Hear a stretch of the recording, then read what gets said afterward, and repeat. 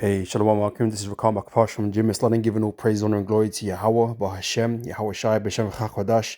Want to give double honors unto the elders, the apostles of GMS, and Shalom out there to the whole product, pushing his truth in all sincerity. Back here with another video. I'm going to entitle this one, The Angels Are an Impossible Enemy. You know, because Esau actually plans to fight the Lord and his angels when they turn up, like thinking that, they're going to defend their rulership against them, against the Lord, prevent the Lord from establishing his kingdom. Okay, which is absolutely ludicrous, man. But the Most High is going in their spirit to confront the Lord, right? To do battle, right? And ultimately, they're going to be destroyed. Okay, convincingly destroyed with no chance of winning, because these enemies that you're fighting are not flesh and blood. Okay, they're of the spirit. Okay, that have immense power given to them on high from the Heavenly Father. Okay, these are beings that help create the universe that we live in, and you expect to go up against them. When you're just a man, you're just flesh and blood. All these talk of UFOs and that kind of stuff. Like I said, Esau planning on fighting them, thinking that, he stands a chance when he doesn't. He's gonna find out. All right. So I'm gonna bring some precepts out. We'll start here, Revelation chapter 12, verse 7 says, "And there was a war in heaven," right? And that's what's gonna come. That hasn't happened yet, right? When Yahweh Shai returns with the heavenly host, right? This is where this war in heaven is going to be, because Yahweh Shai is going to come from the sky, right? From the clouds. And Esau and these armies of the world, they're gonna go meet, they're gonna meet the Lord in the air to fight him, right? In their fighter jets and whatever, man, right? And they're gonna be destroyed. Okay, as we're gonna read, right? It says Michael and his angels fought against the dragon, okay, which is Esau and his system, right? His kingdom, right? And the dragon fought and his angels, or his military, okay, and what's left of it out of the World War III. Okay, they're gonna combine their forces, and like much like Independence Day, because this is where they get the idea from, okay, and try to fight the Lord. Okay, like I said, this is a ridiculous thing to even imagine. Verse 8 tells you, and prevailed not, that they ain't gonna prevail. Okay, they're gonna get smashed to pieces, obliterated. Right? Neither was their place found any more in heaven. Right? They were destroyed, right? And Esau gonna lose his dominion. Okay, they're gonna be brought down to the ground, right?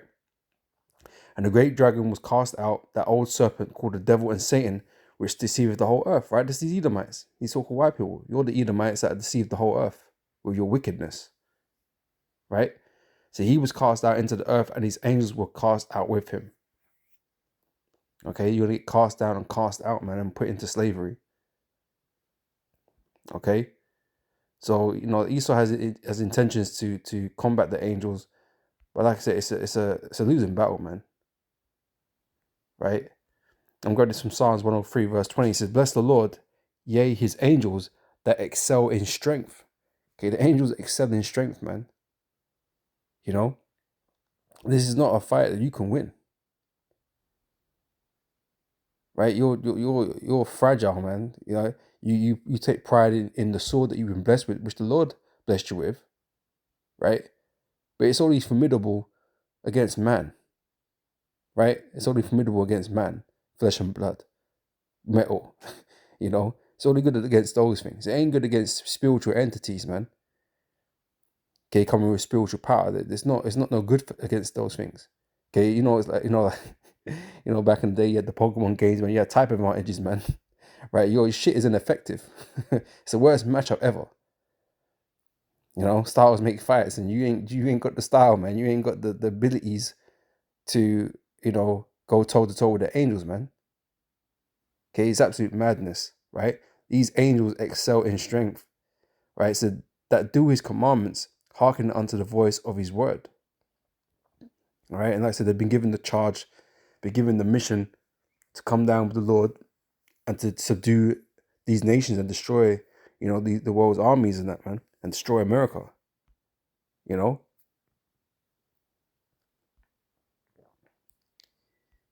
Uh,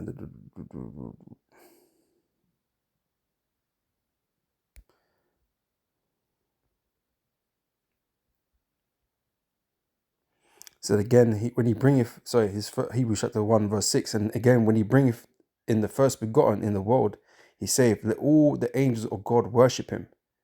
Right, showing you how Shai is on that level, man, to be worshipped, right? And of the angels he saith, who maketh his angels spirits and his ministers a flame of fire. Right, these are spirits, man, of pure energy. Okay, these are not flesh and blood like Esau is, man. Right, so like I said, these weapons that you've got, okay, are not going to do a damn thing to the angels. Okay, these things are invincible, impervious, right? My defense impregnable. Tyson, man. Yeah, they're impregnable, man. You can't do shit. So I've got a bunch of scriptures here, not in any particular order, so I'm just picking them out as I go along, right? It's Sirach chapter 39, verse 28. Said, there be spirits that are created for vengeance, which in their fury lay on sore strokes. In the time of destruction, they pour out their force and appease the wrath of him that made them, right? They're not here to contend with nobody. Yeah, Most High has sent them to do a mission, and as you all know, the word of the Lord doesn't return to him void, right? So when these angels have been given a job, it gets done. Okay, there is no failure. There is no failure. It gets done. None of these angels are gonna fall in battle. Esau's probably need to inflict some damage, man. But no, none of these angels are gonna fall in battle. How are they gonna fall in battle? How do you hurt them? When when I act like the ghost, but Ghostbusters, we're gonna affect the ectoplasm in the spirit, and electromagnetic pulses, and all this stupidness. Esau actually really thinks that he has what it takes, right?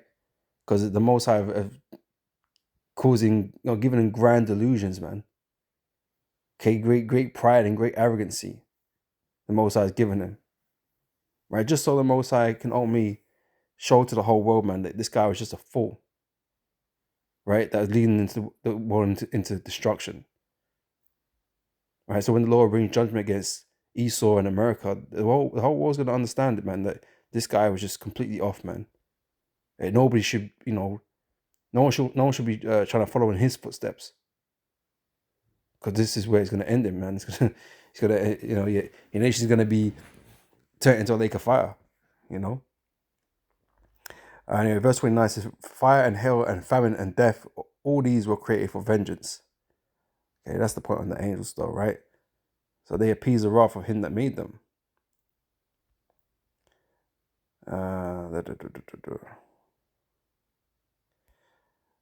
This is from Judges chapter 13, verse 6. And then the woman came and told her husband, saying, a man of God came unto me, and his countenance was like the countenance of an angel, very terrible, right?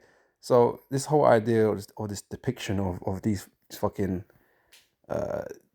baby angels, these fucking cupids out here, being portrayed as the angels, man. The angels don't look like that, man. Sorry to burst your bubble. They're not as welcoming as those images, man. Okay, they are terrible to lay eyes on, man. And of course they can, they come in different fashions, different ways, because they're able to change their appearances.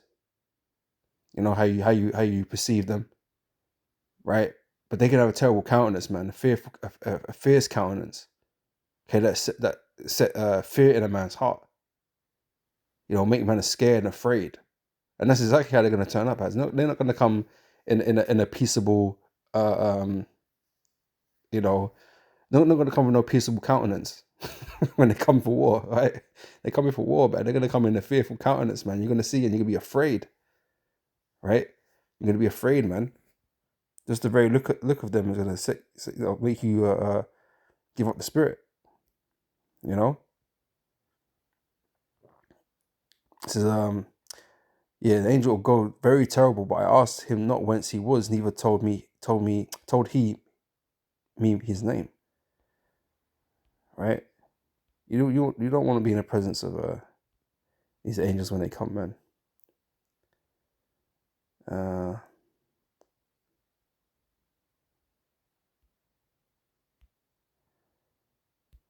This is Luke chapter 24, verse 39. Behold my hands and my feet, that it is I myself, is Yahushua speaking, of course, right? Handle me and see, for a spirit have not flesh and bones as you see me, right? So you're not going to break their arms. You're not going to, they ain't got the nerves, man. Like, they don't feel pain. They don't get tired, right? And they have all this energy that they can destroy planets with. It's just like, come on, man. What do you really expect to do?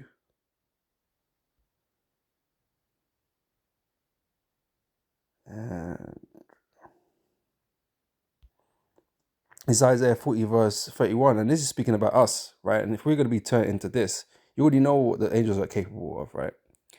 So this is Isaiah 40 verse 31. Let's see. I'm starting from verse 29 here. It says, He giveth power to the faint, and to them that have no might, He increases strength, right? We all want to be transformed, man, and being made like unto the angels in terms of, power and stuff, right? So even the youths shall faint and be weary, and the young men shall utterly fall. But they that wait upon the Lord shall renew their strength. They shall mount up with wings as eagles.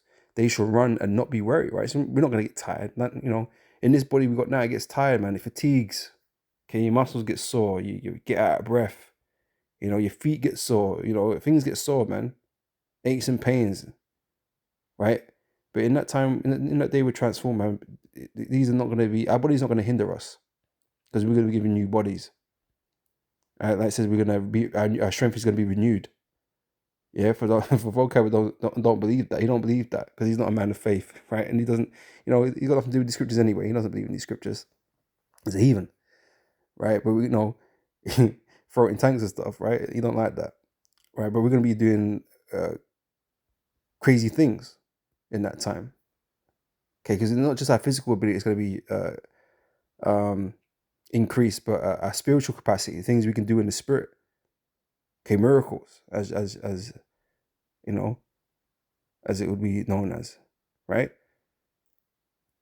We'll be able to tap into all of that, right? So they shall run and not be weary. They shall walk and not faint. Okay, we're not going to get tired. Okay, just like the angels. The angels don't get tired. The angels don't need to eat.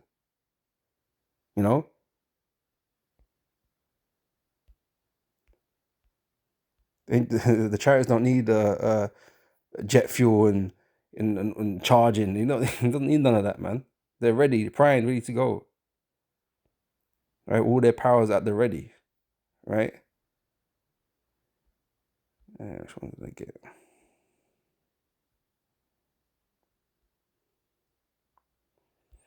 It's 2 Thessalonians chapter 1 verse 7. And to you who are troubled, rest with us when the Lord Yahushua shall be revealed from heaven with his mighty angels. Right? Mighty angels. They're not just some guys. Right? Like I said, they excel in strength. In flaming fire, taking vengeance on them that know not God, and that obey not the gospel of the Lord Yahushua Mashiach, who shall be punished with everlasting destruction from the presence of the Lord and from the glory of his power. Right? Straight smoke.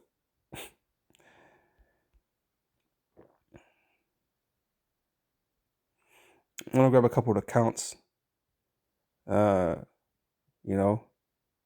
Things that the angels have done.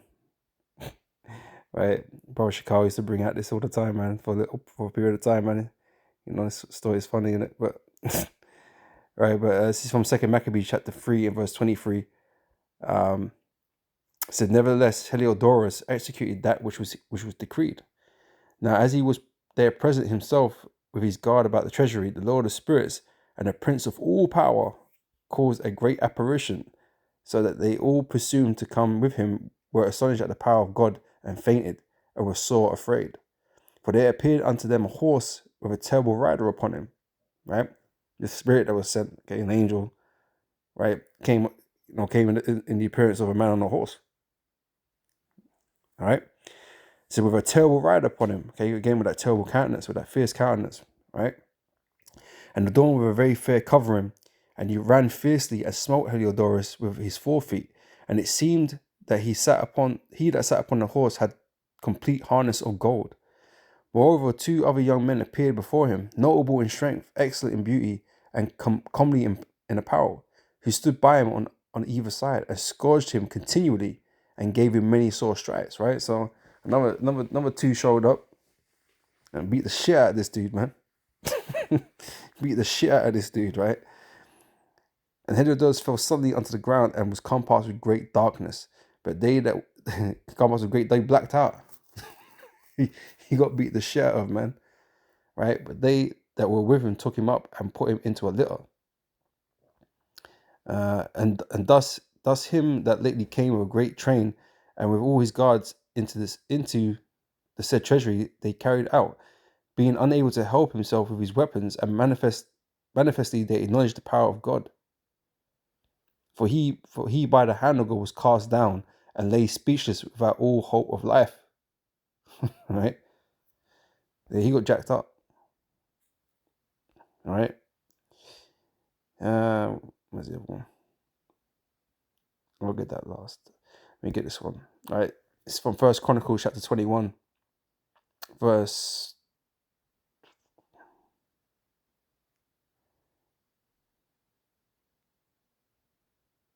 I'll start from verse 13, right? And David said unto Gad, I am in a great strait. Let me fall now into the hand of the Lord, for very great are his mercies, but let me not fall into the hand of man. So the Lord sent pestilence upon Israel, and there fell of Israel 70,000 men, right? Because David had transgressed by a number in the people. And so he was presented with a choice on what punishment should be dealt. And basically it was decided that the Lord would send a pestilence against them, right? And we sent an angel to do this job, right? So verse 15 says, and God sent an angel unto Jerusalem to destroy it. And as he was destroying, the Lord beheld, and he repented him of the evil, and said to the angel that destroyed it, it is enough. Stay now thy hand. No, this wasn't the one. What was it? 1 second. Oh, I think I say both of them.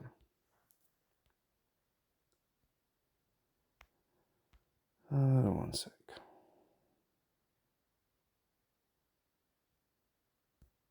No, it should be this. Yeah, it is this one. It's lucky, right?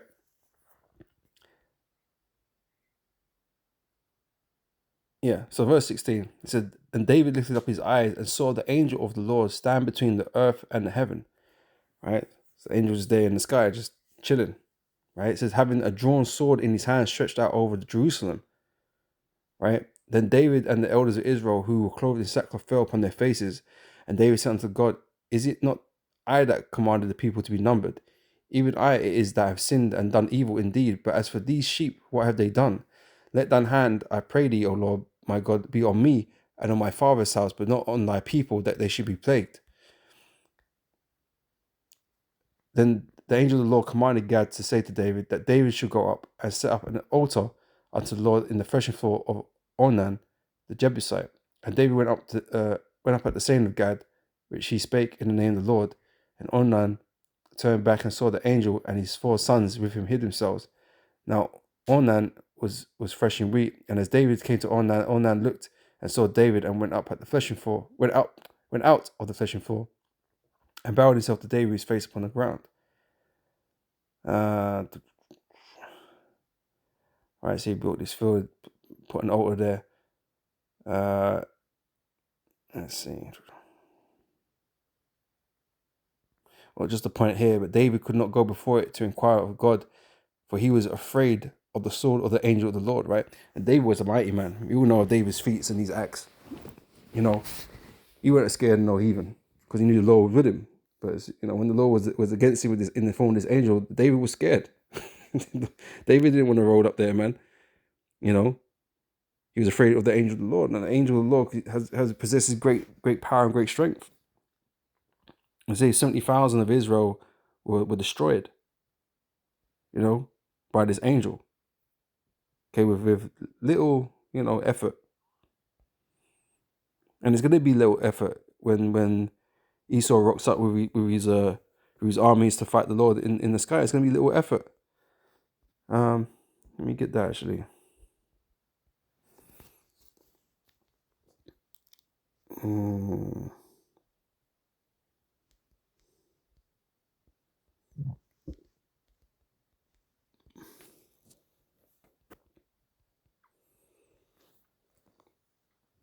It's from 2 Ezra chapter 13 and verse 3. It said, and behold, and lo, that man waxed strong with the thousands of heaven. Okay, that's the Yahushua and the angels in the chariots, right? And when he turned his countenance to look, all the things trembled that were seen under him. And whensoever the voice went out of his mouth, all they burned that heard his voice, like as the earth faileth when it feeleth the fire. And after this I beheld, and lo, there was gathered together a multitude of men. Okay, these are Satan's angels, right? The dragon's angels, right? And after this beheld, and lo, there was gathered together a multitude of men out of number from the four winds of heaven. Okay, the armies of the world. Well, that's or what's left, right? To subdue the man that came out of the sea, okay, out of the sky. But I beheld, and lo, he had graded himself a great mountain and flew upon it. Right, this is the Lord's chariot, right? It was huge, right? But I would have seen the region or place whereat the hill was graven, and I could not. Right, so it took up the whole skyline, man. Right, you couldn't see from one end to the other, right? And after this I beheld, and lo, all they which were gathered together to subdue him were so afraid. Because these guys, when they get there, right, when they come to subdue the threat, okay, in Yahushua and the angels, man, they're gonna realize that these are not your average customers, man. Okay, these ain't, like I said, your average military combatant that you're fighting. No, you're fighting angels, man. You're fighting the Lord, right? Who's simply gonna click you out of existence, man. Like Thanos, just click you out of existence with one fell swoop. You know, because you're not on the level of these things, and you know, these guys, they know that, you know, they're checking, trying to catch these, UFOs and whatever, and they're doing miraculous things and doing things that are against that defy physics and whatnot, right? So you're not on this level, but you have the audacity to try, just in your last act of defiance, against the Lord, against the Most High. Okay, you're gonna send your armies out there to fight the Lord and just get smoked. All right.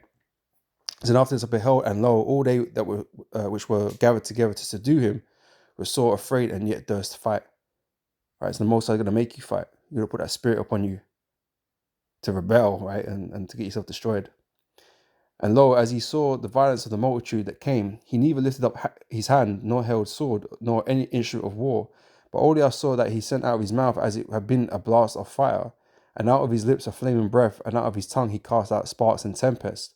And they were all mixed together, the blast of fire, the flaming breath, and the great tempest, and fell with violence upon the multitude which was prepared to fight.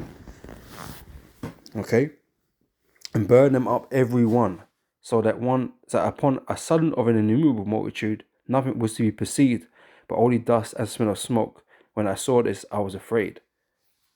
Right? So they're not even going to the opportunity to fight. They're going to be there to fight, but they're not going to throw one punch. They're not going to land one punch, and they're going to do anything. Right? They're simply going to get destroyed. So it's going to be with very little effort. That is the difference. Okay, between man and God. That's the difference, man. The angels and their powers, man. It's just it's too, the gap is too wide. We are likened unto bugs in comparison, man. You see ants. Ants can't do nothing to defend themselves against you, really. Right? All they can do is hide, try to hide, right? But like, what defense does a bug have, really? Get squished, just get squished,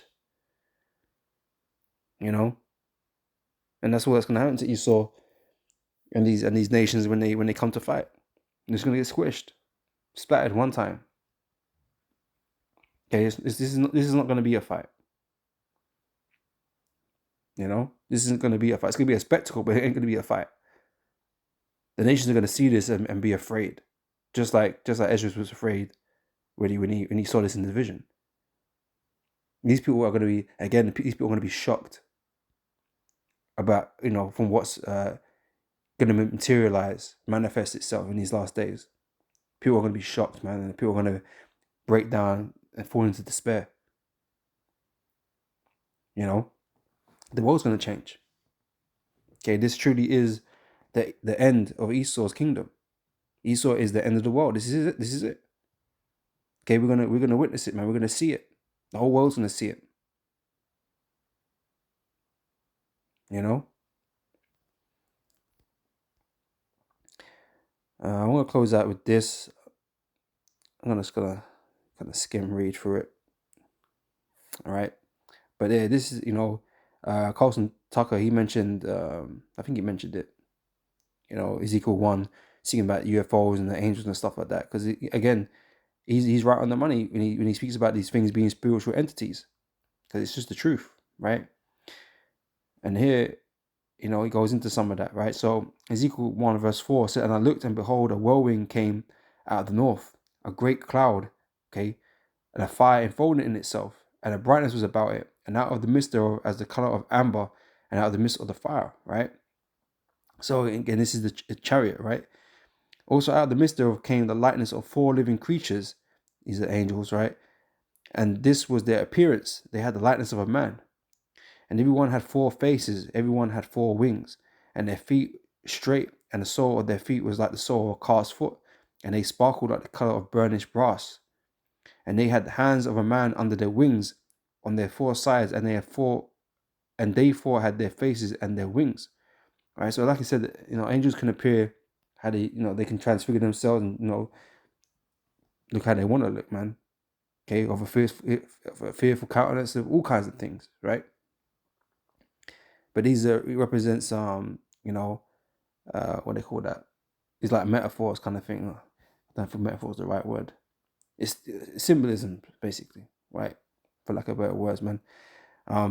Their wings were joined to one another. They turned not when they went, and they went everyone straight forward. As for the likeness of their faces, they 4 had the face of a man, the face of a lion on the right side, and they 4 had the face of an ox on the left side, and they 4 also had the face of an eagle. Thus were their faces, and their wings were stretched upward. 2 wings of every one were joined one to another, and 2 covered their bodies. And they went every one straight forward. Wherever the spirit was to go, they went, and they turned not when they went. For the likeness of the living creatures, their appearance was like burning coals of fire.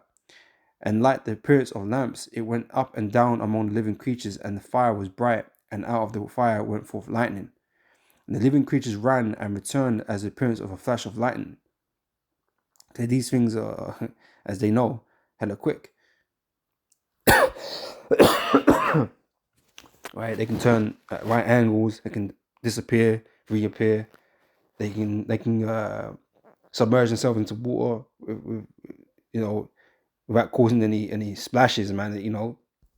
Negates the water resistance, man, and all these types of things, right? Verse 15. Now as I beheld the living creatures, behold, one wheel upon the earth by the living creatures with his 4 faces. The appearance of the wheels and their works were like unto the color of a beryl, and they 4 had one likeness, and their appearance and their work was as it were a wheel in the middle of a wheel.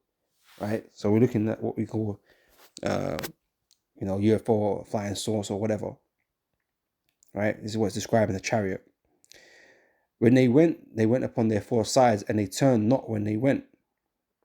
As for their rings, they were so high that they were dreadful, and their rings were full of eyes round about them 4. Right? The lights around the chariot.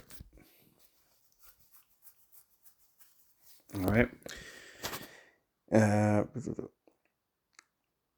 And when the living creatures went, the wheels went by them, and when the living creatures were lifted up from the earth, the wheels were lifted up. Wherever so the spirit was to go, they went thither.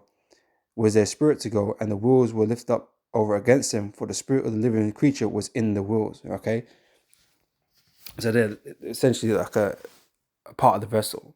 It's part of the spirit. Okay, it's all synced. okay, operating in unity, right? So when those went, these went, and when those stood, these stood, and when those were lifted up from the earth, the wheels were lifted up over against them. For the spirit of the living creature was in the wheels. The lightness of the firmament upon the heads of the living creature was as the color of the terrible crystal, stretched over the forth above their heads above. And under the firmament were their wings straight, one toward another. Every one had two which covered on this side, and every one had two which covered on that side their bodies. And when they went, I heard the noise of their wings, like the noise of great waters, as the voice of the Almighty, the voice of the speech, as the noise of an host. When they stood, they let down their wings. And there was a voice from the firmament that was over their heads, when they stood and had let down their wings. Above the firmament there was over their heads was the lightness of a throne, as the appearance of a sapphire stone. And upon the lightness of the throne was the lightness of the appearance of a man above upon it. And I saw as the color of amber, as the appearance of fire round about it within, from the appearance of his loins even upward, and from the appearance of his loins downward. I saw as it were appearance of fire, and it had brightness round about, as the appearance of the bow that is in the cloud in the day of rain. Okay, so was the appearance of the brightness round about. This was the appearance of the lightness of the glory of the Lord. And when I saw it, I fell upon my face, and I heard a voice of one that spake. All right, so this chapter is I had outlining angels and chariots, man. Okay, as Carlson pointed out, right? And like I said, these things, these are not flesh and blood, man. These are not things that are you can fight against. Okay, these are otherworldly, man, and so you don't stand no chance. Okay, it's a fool's errand, man, to come against the Lord and the angels. Okay, and you're gonna see how futile it really all was and is, So I'm gonna end it there. Lord, this has been edifying, and I'll catch you brothers and sisters on the next video. So till next time, I say shalom.